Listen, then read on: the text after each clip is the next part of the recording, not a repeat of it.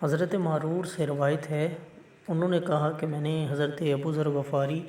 رضی اللہ تعالیٰ عنہ سے روضہ میں ملاقات کی۔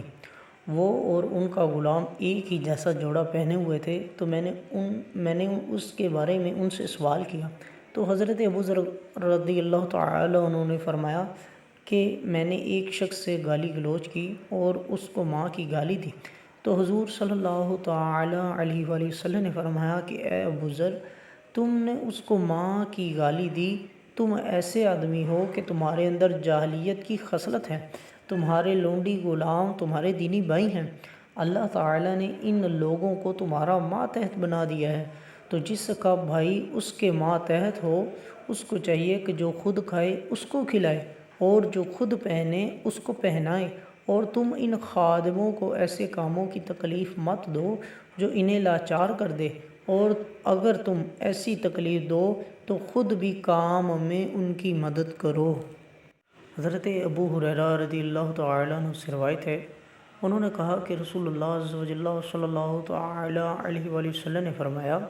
کہ جب تمہارے امراء تم میں سے بہترین لوگ ہوں اور تمہارے مالدار سخی ہوں اور تمہارا معاملہ آپس کے مشوروں سے طے ہوتا رہے تو تمہارے لیے زمین کی پیٹھ زمین کے پیٹ سے بہتر ہے،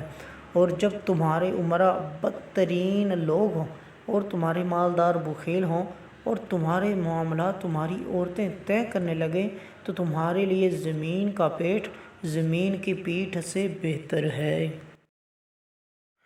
حضرت عبداللہ بن عباس رضی اللہ تعالیٰ عنہما سے روایت ہے،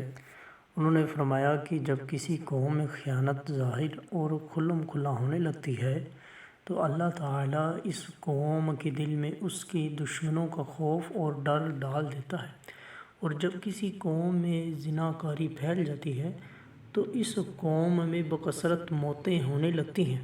اور جو قوم ناپ تول میں کمی کرنے لگتی ہے اس قوم کی روزی کاٹ دی جاتی ہے، اور جو قوم ناحق فیصلہ کرنے لگتی ہے اس قوم میں خون ریزی پھیل جاتی ہے، اور جو قوم عہد شکنی اور بدعہدی کرنے لگتی ہے